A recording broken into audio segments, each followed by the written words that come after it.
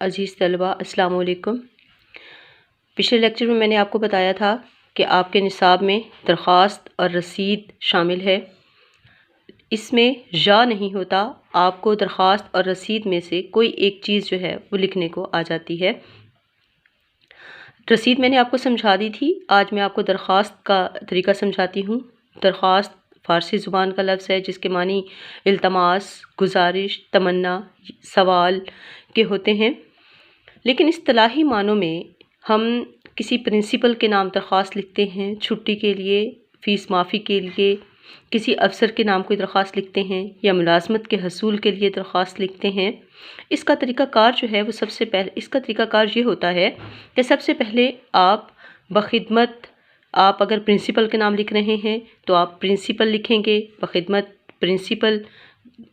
اس کے بعد government college, الف ب جیم، کوئی بھی آپ اس میں نام کی جگہ الف ب جیم لکھ سکتے ہیں۔ اگر آپ کو درخواست جو ہے وہ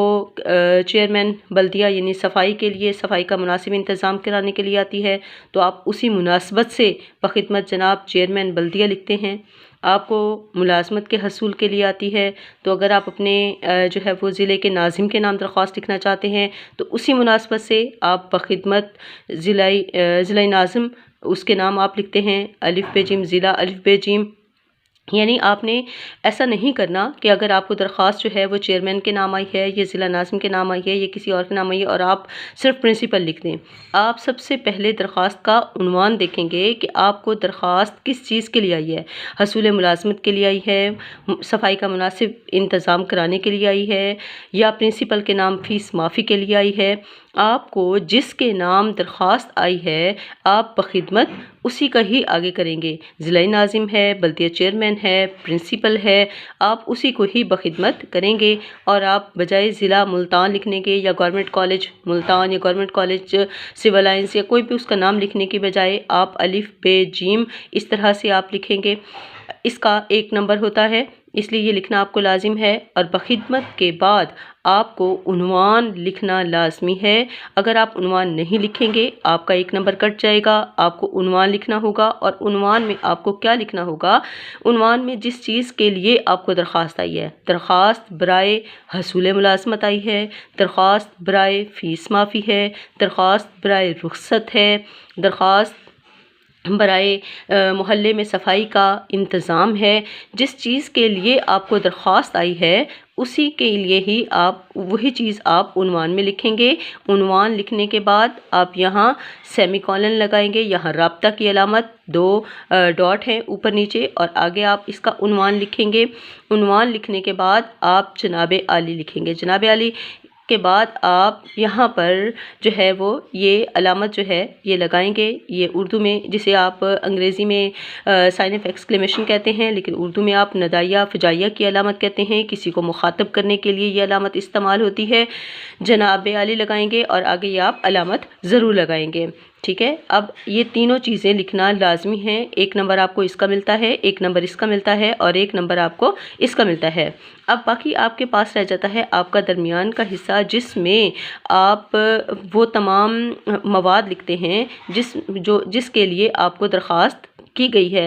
لکھنے کو کہا گیا ہے کہ آپ نے اگر پرنسپل کے نام فیس معافی کی درخواست لکھنی ہے تو اس حوالے سے آپ لکھیں گے کہ آپ کی جو ہے وہ فیس معاف کی جائے، اور وجہ بھی لکھیں گے کہ کیوں فیس معاف کی جائے۔ یا اگر آپ کو پرنسپل کے نام رخصت کی لکھنی ہے تو آپ بتائیں گے وجہ کہ کیا وجہ ہے، آپ کو گھر پر کوئی ضروری کام ہے جس کی وجہ سے آپ کو رخصت چاہیے، کتنے دنوں کی چاہیے، وہ ساری بات آپ لکھیں گے۔ آپ کو ملازمت کے حصول کے لیے چاہیے تو آپ بتائیں گے کہ مجھے جو ہے وہ بوثوق ذرائع سے معلوم ہوا ہے کہ جو ہے وہ چند اسامیاں خالی ہیں جس کی وجہ سے مجھے جو ہے وہ ملازمت کرنا چاہتا ہوں، آپ کے جو ہے اپنے تمام تر جو ہے وہ مخلصانہ خدمات پیش کرنا چاہتا ہوں۔ اس کے بعد اچھا ملازمت کے حصول کے لیے جب آپ لکھیں گے تو صرف آپ کو صرف یہی نہیں بلکہ اس کے ساتھ پھر اپنے کوائف بھی ساتھ آپ ضرور لکھیں گے اپنی درخواست کے اختتام سے پہلے اندر کا مواد لکھنے کے بعد کہ میں اپنی جو ہے وہ خدمات پیش کرنا چاہتا ہوں آپ کے اس ادارے میں جو آپ کے زیر انتظام چل رہا ہے، اور میرے کوائف جو ہیں وہ درج ذیل ہیں، جس میں آپ نام، بلدیت، اپنی جتنی بھی آپ کی جو ہے وہ ڈویژن ہے، میٹرک ہے، انٹرمیڈیٹ ہے، کوئی ڈپلومہ کیا ہوا ہے، کوئی کمپیوٹر کا کورس کیا ہوا ہے، وہ آپ کوائف لازمی ساتھ لکھیں گے، اور اس کے بعد پھر آپ درخواست کا اختتام کریں گے۔ یہ تمام چیزیں آپ کے لیے بہت لازم ہیں۔ تو یہ تمام چیزیں لکھنے کے بعد پھر آپ اپنا جو ہے وہ العارض یا درخواست گزار لکھیں گے، اور پھر الف ب ج کر کے آپ درخواست کا اختتام کریں گے۔ اس میں آپ نے پورا نام نہیں لکھنا، اس میں پتہ نہیں لکھنا، آپ نے باقاعدہ ضلع یا تحصیل اس طرح سے نہیں کرنا، العارض الف ب ج،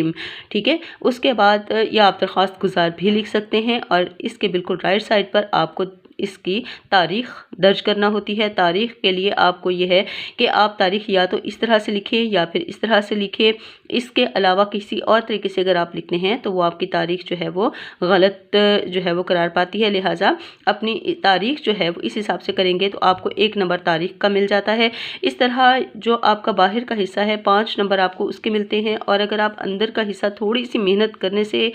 جو ہے وہ اس کے میں 2 یا 3 نمبر بھی لے لیتے ہیں تو آپ کے 10 میں سے 8 یا 7 نمبر ضرور آ جاتے ہیں۔ اس کی بار بار پریکٹس کیجئے، مختلف درخواستوں کو دیکھیے تاکہ آپ کو معلوم ہو کہ کسی بھی جو ہے وہ چیز کے لیے آپ کو درخواست آئی ہے تو آپ کو اس کا باہر کا جتنا بھی حصہ ہے اس کو کس طرح سے لکھنا ہے، کس طرح بخدمت کرنا ہے، عنوان کس طرح سے لکھنا ہے۔ اس طرح آپ اپنے جو ہے گرامر بک اس میں اپنے تمام درخواستوں کو دیکھیے، اس کی بار بار پریکٹس کیجئے تاکہ اگر پیپر میں آپ کو درخواست یا رسید میں سے کوئی بھی چیز لکھنے کو آتی ہے تو آپ کو کسی قسم کی پریشانی کا سامنا نہ ہو۔ شکریہ۔